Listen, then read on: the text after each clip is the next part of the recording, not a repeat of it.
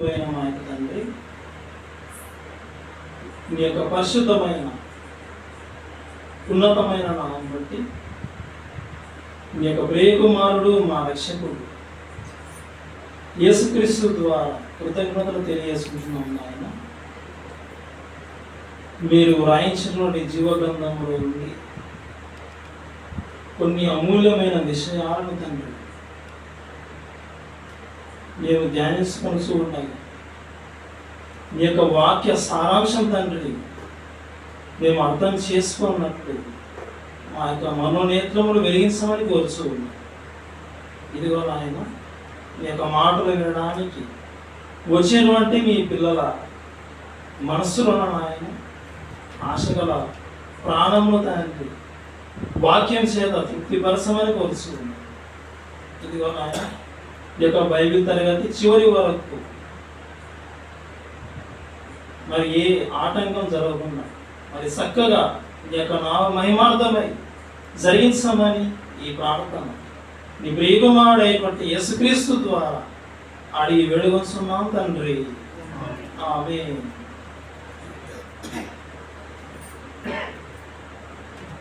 ప్రియమైన దేవుని పిల్లలారా,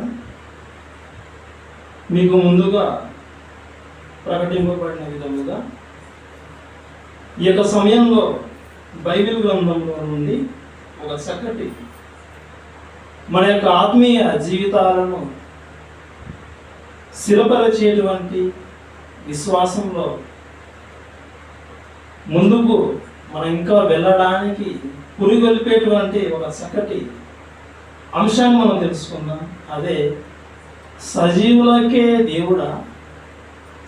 మరొకసారి, సజీవులకే దేవుడా. ప్రియమైన దేవుని పిల్లలారా, ఈరోజు ప్రపంచవ్యాప్తంగా ఉన్నటువంటి మానవాళిని అందరినీ సృష్టించింది, కలుగజేసింది ఎవరంటే దేవుడే. ఆయనే మనుషులను కలుగజేశాడు. ఆయనే అందరికీ జీవాన్ని ఇచ్చాడు, ఊపిరినిచ్చాడు. జీవమును ఊపిరిని దయచేయవాడు అని ఆయన గురించి వ్రాయబడిన సందర్భాలు మనకు తెలియంది. ఈ యొక్క భూమి మీదకి వచ్చినటువంటి ఇక ప్రపంచ మానవాళికి అన్ని సదుపాయాలు కల్పించాడు. వర్షం ఇచ్చాడు, ఫలవంతమైనటువంటి ఋతువులను దయచేస్తూ ఉన్నాడు దేవుడు. అవిధేయులుగా ఉన్నటువంటి ప్రపంచ మానవాళి మీద కోపించుతూనే తన వాత్సల్యాన్ని చూపిస్తూ ఉన్నాడు. మనిషి తినడానికి ఆహారాన్ని అనుగ్రహిస్తూ ఉన్నాడు. ప్రియమైన దేవుని పిల్లలు, ఎన్నో రుచులు స్వీకరిస్తూ కడుపు నిండా భోజనం తింటూ ఈరోజు మనిషి సుఖిస్తున్నాడంటే, సంతోషంగా జీవిస్తున్నాడంటే కారణం మనుషులను కలుగజేసిన దేవుడు. ఆయన ఆహారం పెడుతున్నాడు. ఒక అన్నదాతగా మనం కనబడతా ఉన్నాడు. ప్రియమైన దేవుని పిల్లలు, ఆయన అందరికీ తండ్రి, అందరికీ దేవుడు. ఎఫెసీయులకు రాసిన పత్రిక, అపోస్తలుడైన పౌలు ఎఫెసీయులకు రాసిన పత్రిక 4వ అధ్యాయం 6వ వచనం చదువుకున్నాం పిల్లారా. ఎఫెసీయులకు రాసిన పత్రిక 4వ అధ్యాయం 6వ వచనం. అందరికీ తండ్రి అయిన దేవుడు ఒక్కడే. అందరికీ తండ్రి అయిన దేవుడు ఒక్కడే. అందరికీ తండ్రి అయిన దేవుడు, అందరికీ దేవుడు. ప్రపంచవ్యాప్తంగా ఉన్నటువంటి ఎన్ని జనాంగాలు అయితే ఉన్నాయో, ఎన్ని దేశాలు అయితే ఉన్నాయో, ఎంతమంది అయితే ఉన్నారో, ఎంతమంది అయితే భూమి మీద నుండి తమ కాలాన్ని ముగించుకొని వెళ్ళిపోయారో, అందరికీ ఆయనే దేవుడు, ఆయనే తండ్రి. అయితే యేసుక్రీస్తు వారు భూమి మీదకి వచ్చిన దినాలలో ఆయన ప్రసంగాలు చెబుతూ ఉన్నప్పుడు జనులు ఆశ్చర్యపోయారు. ఆయన యొక్క మాటలు అర్థం చేసుకోలేకపోయారు, గ్రహించలేకపోయారు. కొంతమంది కొన్ని విషయాలు అర్థం అవుతూ ఉన్నాయి, కొన్ని అర్థం కాకుండా ఉన్నాయి. అడగాలంటే భయపడేవాడు. అందరి ముందర అడిగితే మా పరువు ఏమైపోతుందో. కొంతమంది ఈర్ష్యతో ద్వేషంతో వెనకడుగు వేసి వెళ్ళిపోయేవాళ్ళు ఆయన దూరం. ప్రియమైన దేవుని పిల్లలారా, అందరికీ అన్ని సదుపాయాలు కలిగించినటువంటి ఈ దేవుడు అందరికీ తండ్రి అయిన దేవుడు. అయితే యేసుక్రీస్తు వారు భూమి మీదకి వచ్చిన దినాల్లో ఆయన ప్రసంగాల్లో జనులు ఆశ్చర్యపోయే మాటలు చెప్పారు. ఈరోజు సమాజంలో కూడా బైబిల్ చదివేటువంటి అనేకులు బైబిల్లో ఉన్నటువంటి విషయాలు అర్థం చేసుకోకుండా బైబిల్పై విరుద్ధంగా మాట్లాడుతూ యేసును గురించి ఆయన పవిత్రతను కించపరిచే వాళ్ళు చాలా మంది ఉన్నారు. మన యొక్క ఆత్మీయ తండ్రి Bible open university India international director అయినటువంటి జయశాలి పీడి సుందరరావు గారు ఆయన ఏమన్నాడంటే, చాలా కాలం క్రితం క్రీస్తు విరోధులు బైబిల్ తప్పని వాళ్ళు ఎవరైనా సరే మనకు ఆయన మాటలు విని యేసును వెంబడించేటువంటి సత్యవాక్యాన్ని అనుసరించే మనకు ఒక మాట జ్ఞాపకం చేశాను. బైబిల్కి విరుద్ధంగా మాట్లాడే వారు ఎవరైనా సరే పిలుచుకొని రమ్మని చెప్పలేదు ఆయన. అలాంటి వాళ్ళు ఈడ్చుకొని రండి అని చెప్పారు. నా దగ్గర ఈడ్చుకొని రండి, నేను చెప్తాను అన్నాను. ప్రియమైన దేవుని పిల్లలారా, అంటే బైబిల్లో ఉన్నటువంటి వాక్యం యొక్క సారాంశం అనేది అది విలువైనది, యథార్థమైనది, సత్యమైనది. వ్రాయబడినటువంటి ప్రతి మాట అది అక్షర సత్యము. యేసుక్రీస్తు వారు పలికిన మాటలో ఒక మాట చూద్దాం, ఆశ్చర్యపోయే మాట. ఆ మాటకు అనుగుణంగానే ఈరోజు మనం ఈ చక్కటి పాఠం మనం తెలుసుకుంటాం పిల్లలు. మార్క్స్ వార్త 12వ అధ్యాయం 27వ వచనం. మార్క్స్ వార్త 12వ అధ్యాయం 27వ వచనం. ఆయన సజీవులకు దేవుడే గాని సజీవుల దేవుడు కానీ మృతుల దేవుడు కాదు. ఆయన సజీవుల దేవుడు, మృతుల దేవుడు కాదు. మనం ప్రారంభంలో చదువుకున్న మాట, అందరికీ తండ్రి అయిన దేవుడు. యేసుక్రీస్తు వారు వచ్చిన తర్వాత ఈ మాట చెప్తా ఉంటే అర్థం కాకుండా ఉంది వారి మైండ్ బ్లాక్ అయిపోయింది. ఇది సజీవులకు దేవుడా, మృతులకు దేవుడు కాదా? అందరూ చేసింది ఆయనే కదా. ఎన్నో ప్రవక్తల గ్రంథాలలో ప్రవక్తలు రచించిన మాటలు చదివిన వాళ్ళు, ఆలోచించిన వాళ్ళు, ఆ మాటలు వినటువంటి వాళ్ళు ఈయన బోధ విన్న తర్వాత సజీవులకు దేవుడా, మృతులకు దేవుడు కాదా? అందరికీ దేవుడు కదా ఆయన. ఈ మాట ఏంటి అర్థం చేసుకోలేకుండా పోతా ఉన్నారు. ఇంకొక మాట చదువుకుందాం. మత్తయి సువార్త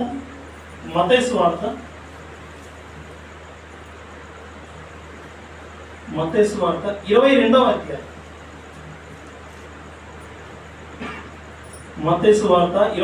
అధ్యాయం 33వ వచనం ప్రియులారా, ఆయన సజీవులకే దేవుడు గాని. మనం ఇందాక చదువుకున్న మార్క్స్ వార్తలో ఆయన సజీవుల దేవుడు కానీ మృతుల దేవుడు కాదన్నాడు. ఇక్కడికి వచ్చేసరికి ఇంకా స్ట్రెస్ చెప్తా ఉన్నాడు.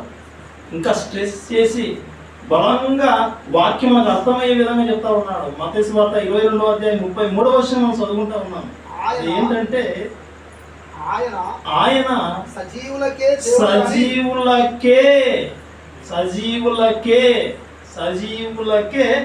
దేవుడు కానీ మృతులకు దేవుడు కాడని వారితో చెప్పాను. ఈ మాట జనులు విన్న తర్వాత ఆయన బోధకు ఆశ్చర్యపడి, ఏంటి ఇలా బోధ చేస్తా ఉన్నాడు, ఇదేంటి ఈ బోధ ఏంటి ఆశ్చర్యపోయా. పోనీ ఈ మాట తప్పుగా అనుకుందామా? ఆయన చెప్పిన ముందు మాటలన్నీ కరెక్ట్గా అనిపిస్తా ఉన్నాయి, ఈ మాట మనకు అర్థం కావడం. ఆశ్చర్యపోయారు. ప్రియమైన దేవుని పిల్లలారా, యేసు చెప్పినటువంటి ఈ మాట నిజమే. ఆయన సజీవులకే దేవుడు, మృతులకు దేవుడు కాదు. మన పాఠం పేరు కూడా అదే, సజీవులకే దేవుడా. చివరికి మనకు తెలిసిపోతుంది. ఈ యొక్క వాక్య సారాంశం మనకు అర్థమవుతుంది ప్రేమైన దేవుని పిల్లలు. అయితే ఈ మాట చదువుకున్న తర్వాత లోతుల్లోకి వెళ్ళకుండా ఈ పైన ఈ మాట చదువుకున్న తర్వాత అందరూ ఏమని అర్థం చేసుకుని ఉంటారంటే, అంటే సజీవులకు దేవుడు అంటే బ్రతికున్న వాళ్ళకు దేవుడు, మృదులకు దేవుడు అంటే చనిపోయిన వాళ్ళకు దేవుడు కాదు, అంటే బ్రతికున్నా మాకు దేవుడు, చచ్చిపోయిన వాళ్ళకు దేవుడు కాదు, ఇలా అర్థం చేసుకుని ఉంటారు. బ్రతికున్నటువంటి వారికే దేవుడు, మరణించినటువంటి వారికి, ఈ లోకాన్ని విడిచి వెళ్ళిన వారికి దేవుడు కాదు అని ఇదే కొద్దిసేపు మనం అనుకుంటే, బ్రతికున్న వారికే దేవుడు అనుకుంటే, ఇప్పుడు మనం కొన్ని సందర్భాలు ఆలోచించాం.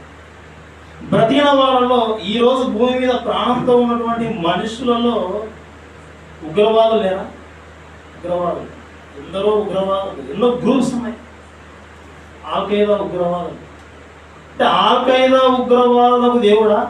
మనం ఒకవేళ బ్రతికున్న వారికి దేవుడు అనుకుంటే అంటే వాళ్ళకు కూడా దేవుడు అయిపోతాడు ఆయన. ఈరోజు నరహంతకులు, మనుషులను చంపేవాళ్ళు, నరహంతకులు దేవుడా? నరహంతకులకు దేవుడా? వ్యభిచారులు వృత్తిలో ఉండి వ్యభిచారం చేస్తూ ఈరోజు తమ శరీర యొక్క కోరిక తీర్చుకుంటూ ఇక తర్వాత జీవితం లేదు, వాటి విషయమై ఏమాత్రం ఆలోచించకుండా ఉన్నప్పుడే సుఖించాలని ఆలోచనతో వెళ్ళేటువంటి ఈ వ్యభిచారులకు దేవుడా? బ్రతికున్నారు కదా, చనిపోలేదు కదా. ప్రియమైన దేవుని పిల్లలారా, మరి దండాలు వేసేవారు ఉన్నారు, మనుషులను దోచుకునే వారు ఉన్నారు, ఒకరి మీద ఒకరు అబద్ధ సాక్ష్యాలు చెప్పేవారు ఉన్నారు, కుటుంబాలను పాడు చేసేవారు ఉన్నారు. ఇలా మనిషి ఇలాంటి లక్షణాలతో ఉన్నటువంటి మనుషులందరూ బ్రతికే ఉన్నారు, మన మధ్యలో ఉన్నారు.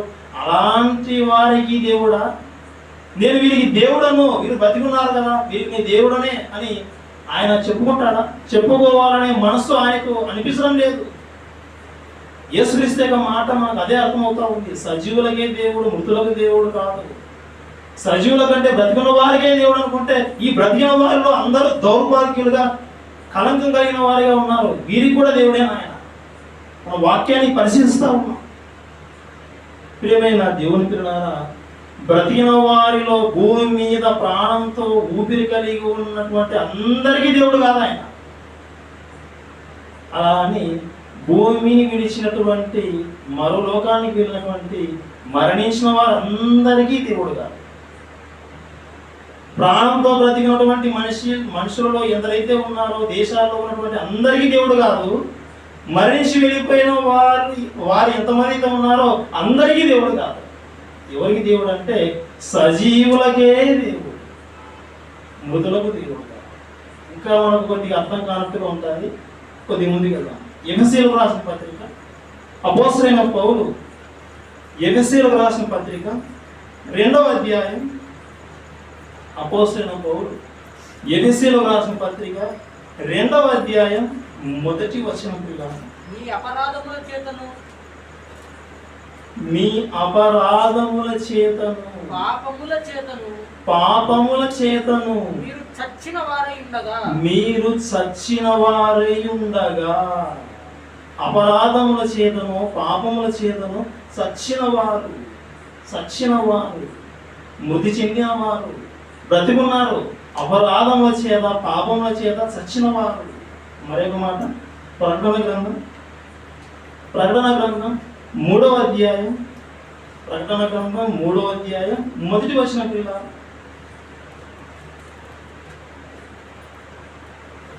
ప్రకటన గ్రంథం 3వ అధ్యాయం 1వ వచనంలో చివరిలో ఉన్న మాట చూసుకుందాం. చివరిలో ఉంటుంది ఆ మాట, జీవించుచున్నావన్న పేరు మాత్రం ఉంది కానీ నీవు మృతుడవే.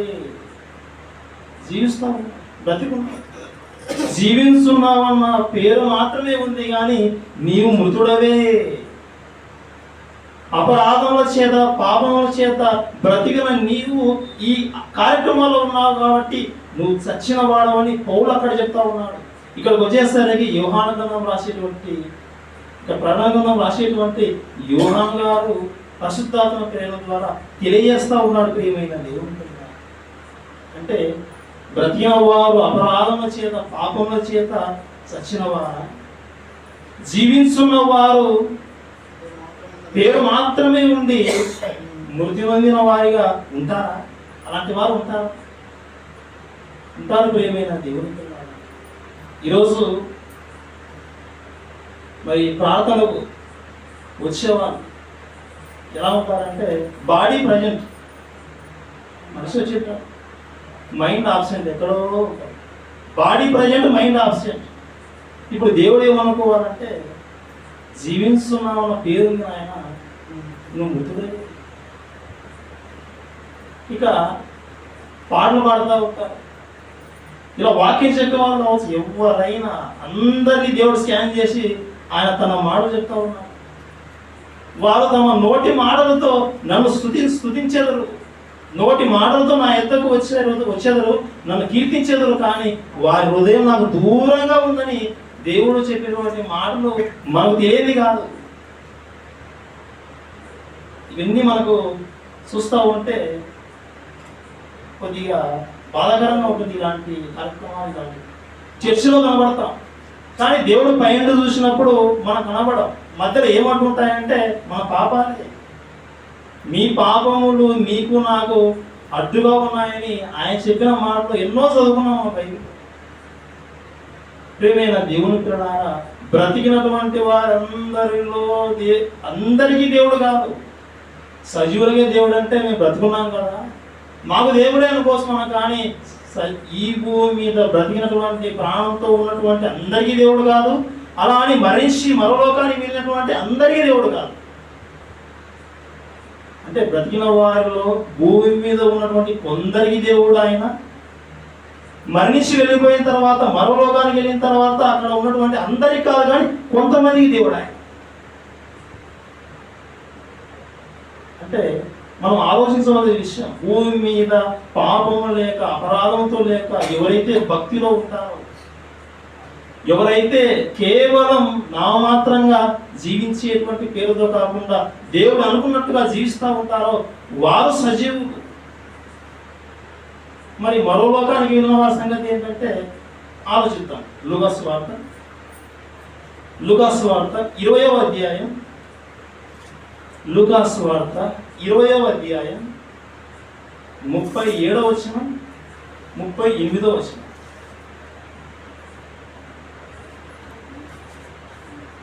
లూకాసు వార్త 20వ అధ్యాయం 37వ వచనం 38వ వచనం కలిసి ఉంటాయి చూడండి.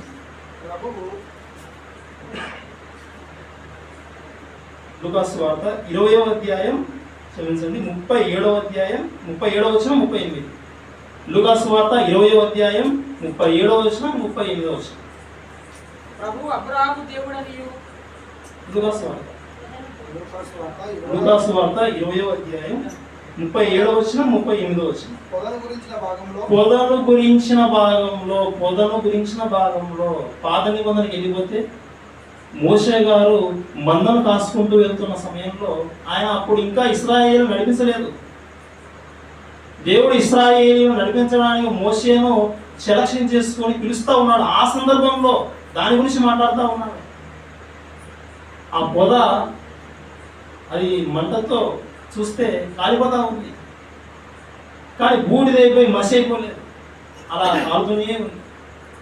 ఏంటి ఈ వింత అని అలా చూడడానికి వెళ్ళాడు. నువ్వు చెప్పులు అక్కడ విలువ అంటే అక్కడ విడిచాడు. అలా వెళ్ళిన తర్వాత దేవుడు అతనితో మాట్లాడుతూ ఎవరంటే తన గురించి ఆయన మరి పరిచయం చేస్తున్నాడు. నేను అబ్రహాము దేవుడను, ఇస్సాకు దేవుడను, యాకోబు దేవుడను.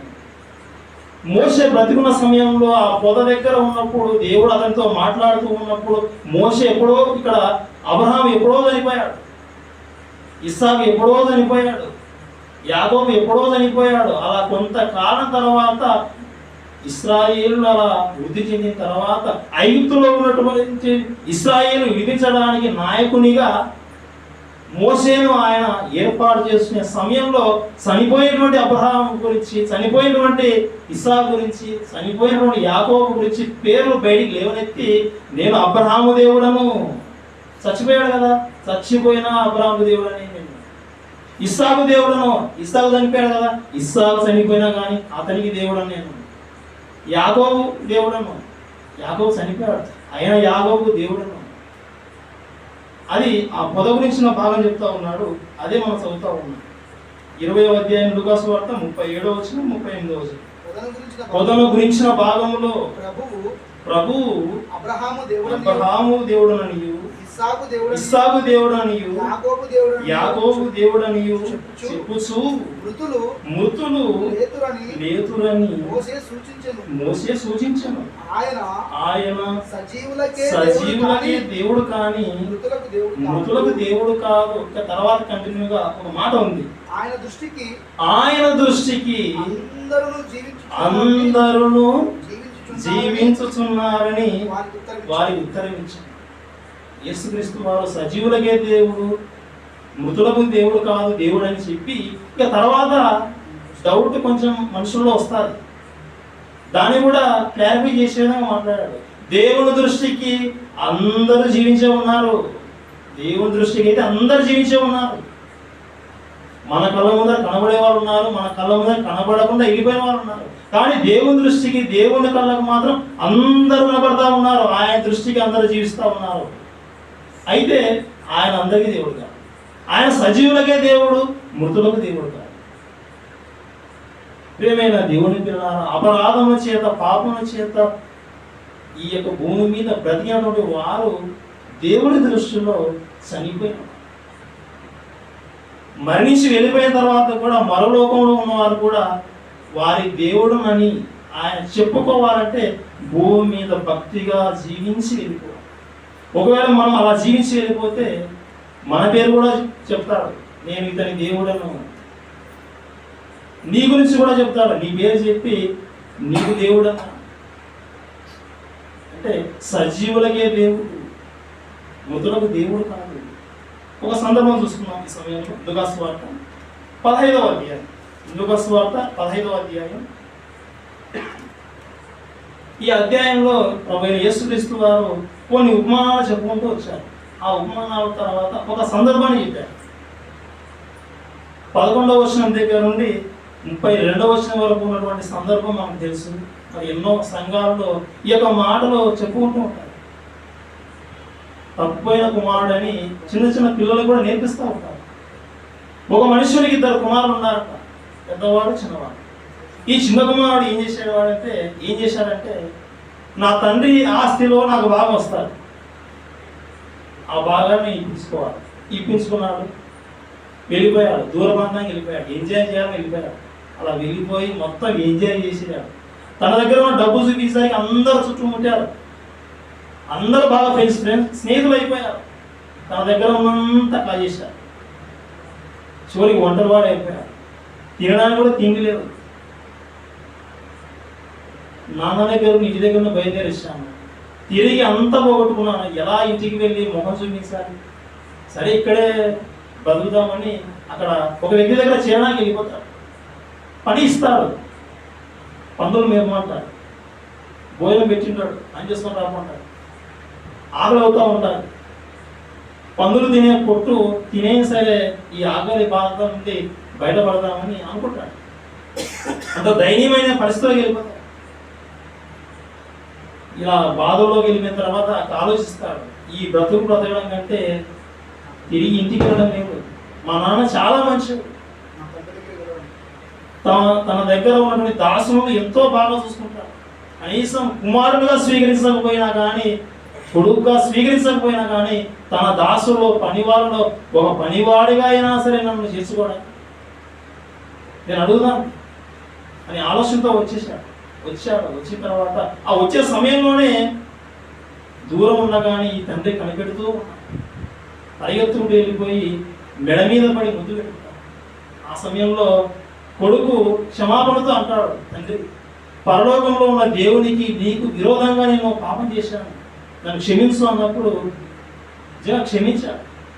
ఆ మనసుతోనే ఎదురు చూస్తా ఉన్నాడు. కుమారుడు రాగానే చాలా సంతోషించాడు. మనిషి దాసుల్లో ఒక దాసుని పిలిచాడు, దానికి వస్త్రాలు ఇవ్వండి అని, తర్వాత ఉంగరం పెట్టమని చెప్పాడు. మరి పాదాలు చెప్పులు తొడగమని చెప్పాడు.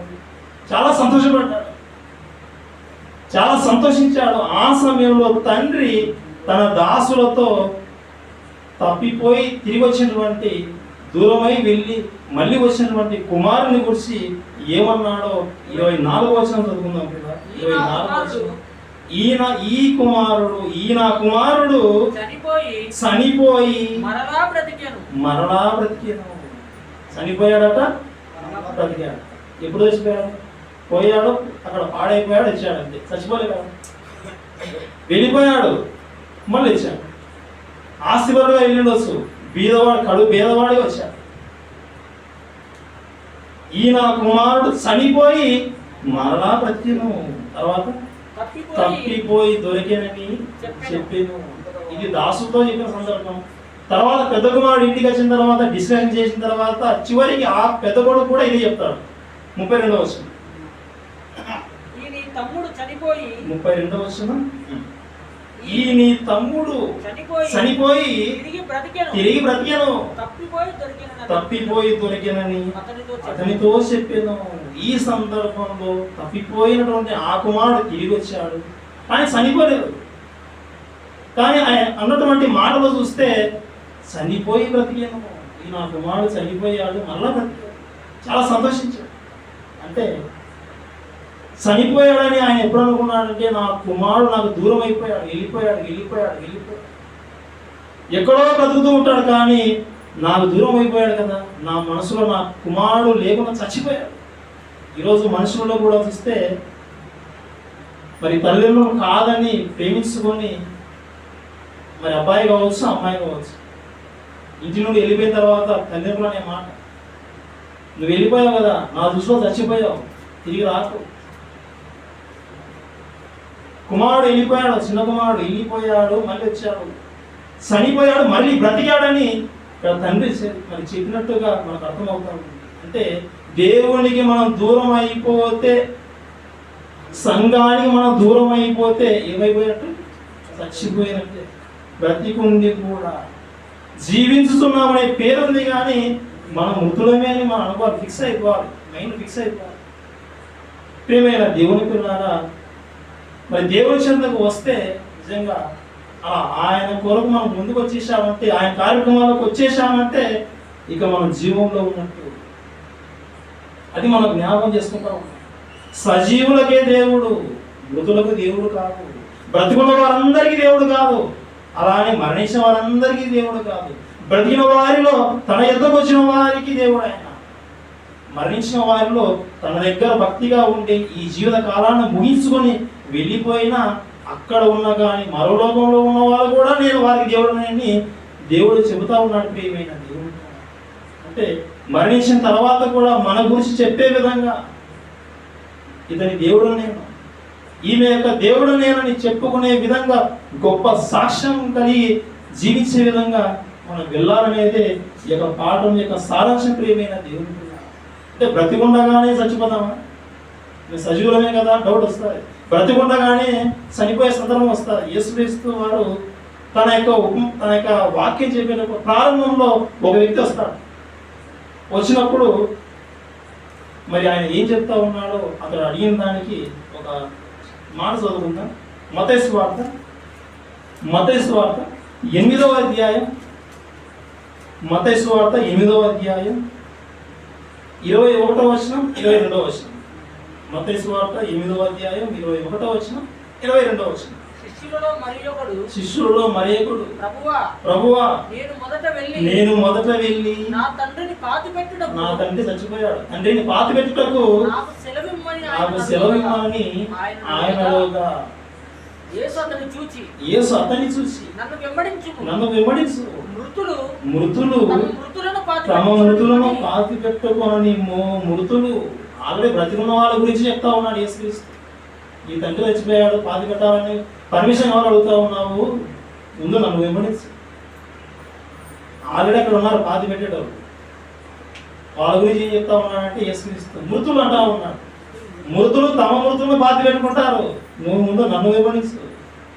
ప్రియమైన దేవుని పిల్లలారా, బ్రతికున్నవారు, దేవుని యొక్క ఆలోచన లేని వారు, దేవుని యొక్క వాక్యం కొరకు ఆసక్తి లేని వారు, దేవుని కార్యక్రమాల్లో లేని వారి విషయమై మనం అర్థం చేసుకోవాల్సిన విషయం ఏంటంటే మృతులు.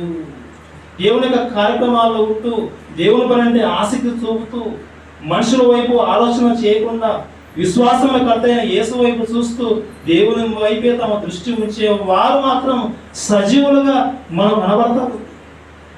ఈ యొక్క వాక్యాల ద్వారా మనం అదే తెలుసుకుంటా ఉన్నాం ప్రియమైన దేవుని. అంటే యేసుక్రీస్తును వెంబడించాలని యేసు కోరుకున్నట్టుగా అర్థమవుతా ఉంది. నువ్వు నన్ను వెంబడించు, యేసుక్రీస్తును ఫాలో కావాలన్నమాట, వాక్యాన్ని ఫాలో కావాలన్నమాట. ఈరోజు మనం కూడా యేసుక్రీస్తు యొక్క ఫాలోవర్స్, దేవుడి యొక్క వాక్యం అంటే ఆసక్తి చూపుతూ ఆయన మాటల కోసం పరిగెత్తే వారిగా, సంఘ కార్యక్రమాల కోసం ముందడుగు వేసే విధంగా మనం ఉంటే మనము సజీవులం. ఈ సజీవులకు వీరికే నేను దేవుడు అని దేవుడు ఆయన చెప్పుకుంటాడట. నేను అందరికీ దేవుని కాదు, అందరు చేశాను నేను, కానీ వీరికి దేవుడు కాదు అని ఆయన దుష్టుల విషయమై అనిపించుకోవడానికి ఆసక్తి చూపండి. బాగా చదువుకున్న ర్యాంకర్ గురించి మాట్లాడతాడు. ఇద్దరు నా స్టూడెంటే, దుష్టుడు దుర్మార్గుడు అందరిని చంపుకుంటూ గుండా తిరిగే వాడిని చూసి నా స్టూడెంట్ అని ఇవ్వడం ఏ టీచర్ అని చెప్పుకుంటాడా? చెప్పుకోడు. అసలు అతని యొక్క టీచర్ అని చెప్పుకోవడానికి కూడా సిగ్గుపడతాడు, చెప్పుకోడు, బయటికి ప్రచారం చేసుకోడు. దేవుడు అందరినీ చేసినా కానీ, అందరిని సృజించి అందరికీ మంచి సదుపాయాలు కలిగించి భూమి మీద అన్ని సౌకర్యాలు కల్పించిన తర్వాత కూడా తనకు దూరం అయిపోయిన వారి గురించి ఆయన వారి దేవుడని చెప్పుకోవడం. భక్తుల విషయమై ఆయన మాట్లాడతాడు. వీరికి నేను దేవుడను, నేను సజీవులకే దేవుడను. ఈ రహస్యం, ఈ మనసు, దేవుని యొక్క మనస్సును యేసుక్రీస్తు వారు పసిగట్టారు కాబట్టి, తెలుసుకున్నారు కాబట్టి తన ప్రసంగంలో చెప్పాడు, ఆయన సజీవులకే దేవుడు, మృతులకు దేవుడు కాదు. ఇది జనులు షాక్ అయిపోయారు, ఆశ్చర్యపడ్డారు. ప్రియమైన దేవుని పిల్లలారా, ఈ యొక్క వాక్య సారాంశం, ఈ యొక్క పాఠం తెలుసుకున్న మనం సజీవులకే ఆయన దేవుడా, అయితే సజీవుల లెక్కలో నేనున్నాను. కేవలం బ్రతికున్న వారి జాబితాలో కాదు, ఈ భూమి మీద బ్రతికున్న నేను ఏం చేయాలంటే ఈ బ్రతికిన దినాలలో భక్తుల జాబితాలో ఉండాలి, ఈ యొక్క వాక్యం నేర్చుకుంటూ ఉండాలి, స్వార్థ పనిలో ఉండాలి, సంఘ కార్యక్రమాల్లో ఉండాలి, అందరితో కలిసి ఉండాలి అనేది మన యొక్క పాఠ్యభాగం. పిల్లల సజీవులకే దేవుడు. కాబట్టి సజీవులుగా మనం ఉండే విధంగా ఎప్పటికప్పుడు వాక్యం వింటూ నేర్చుకుంటూ మనల్ని మనం పరీక్షించుకుంటూ ఆ రీతిగా ఉండాలని ఈ యొక్క వాక్యం ద్వారా జ్ఞాపకం చేస్తున్నాం. పిల్లల అందరూ ప్రార్థనలో ఏకీవించండి. చిన్న ప్రార్థన చేసుకొని ముగించుకుందాం. మహోన్నతుడు అయిన మా తండ్రి, నీ యొక్క పరిశుద్ధమైన నామం బట్టి నాయన మరొకసారి నేను ప్రార్థించి అడిగి వేడుకొనసు ఉన్నా. మీరు సజీవులకే దేవుడు అని నీ కుమారుడు ఆయన చెప్పినటువంటి మాట వాక్య సారాంశం తండ్రి మీకు తెలుసు. ఎందరో భూమిని విడిచి వెళ్ళారు. ఒక ధనవంతుడు కానీ అతని దేవుడుగా నువ్వు అనిపించుకోవడానికి నేను ఆశపడడం లేదు. ఇస్కరియోతు యూదా అవిధేయుడై తన యొక్క ఉద్యోగాన్ని పోగొట్టుకున్నాడు, తన యొక్క మార్గాన్ని నీకు వేరుగా తొలగించుకొని వెళ్ళిపోయాడు.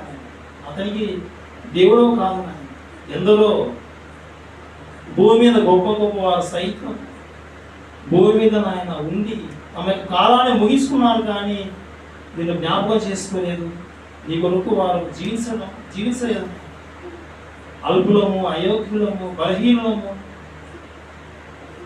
తండ్రి, అలాంటి వారైనటువంటి మేము తండ్రి నీ యొక్క కృపచేత తండ్రి రక్షించి కాపాడారు, సంఘంలో కూర్చోబెట్టారు. నీ యొక్క కార్యక్రమాల్లో ఉండేటువంటి మేమే సజీవులమని తండ్రి మేము తెలుసుకున్నాం. ఆయన మరింత మాకే సజీవులకే దేవుడుగా తండ్రి మీరు ఉండాలని ఆశపడతా ఉన్నారు తండ్రి. గొప్ప భాగ్యం తండ్రి మాకు దక్కింది. ఈ గొప్ప కృపను ఆయన మేము పోగొట్టుకోలకు ఈ యొక్క ప్రపంచంలో ఉన్నటువంటి పరిస్థితులకు తండ్రి వాటి వైపు చూసి తండ్రి మీకు దూరం కాకుండా తండ్రి, లేమి యందు బాధ యందు తండ్రి ఓడ్చుకుంటూ తండ్రి, మా యొక్క మరణం వరకు తండ్రి ఈ యొక్క భక్తి జీవితంలో కొనసాగునట్లు మమ్మల్ని బలపరచమని, ఇదిగో నాయన సంఘాన్ని నడిపిస్తూ ఉన్నటువంటి దైవ సేవకులను, సంఘ పెద్దలను, విశ్వాసం తండ్రి అందరినీ జ్ఞాపకం చేసుకున్నాం. మేమందరం తండ్రి వాక్యం ముందు ఒకటిగా ఉంటూ నీ యొక్క స్వార్థ పని జరిగిస్తున్నాయన నిన్ను సంతోషపెడుతూ నీకు ఇష్టలుగా జీవించే విధంగా మా యొక్క మనోనేత్రం వెలిగించమని, మాకు ఇంకా మెండైన జ్ఞానం దయచేయమని కోరుచూ ఉన్నాం. ఇదిగో ఆయన మీ కొరకు తండ్రి మేము చక్కగా అనేకమైన కార్యక్రమాలు చేసినాము. ఒకనాడు అపోస్తులు కార్యక్రమాలు చేసినట్లుగా మేము కూడా తండ్రి నీ కొరకు అనేకమైన కార్యక్రమాలు చేసి మృతి పొందే విధంగా, మృతి నొందిన ఆయన మరో లోకంలో ఉన్నా కానీ సజీవ లెక్కలో ఉండే విధంగా నాకు సహాయం దయచేయమని, మమ్మల్ని మేము ఎల్లప్పుడూ నాయన వాక్యాన్ని చూసుకుంటూ సరిచేసుకుంటూ నీ కొరకు బ్రతికే విధంగా తండ్రి మాకు సహాయం దయచేయమని ఈ ప్రార్థన నీ ప్రియకుమారుడైనటువంటి యేసుక్రీస్తు ద్వారా అడిగి వేడుకొస్తున్నాం తండ్రి. ఆమేన్.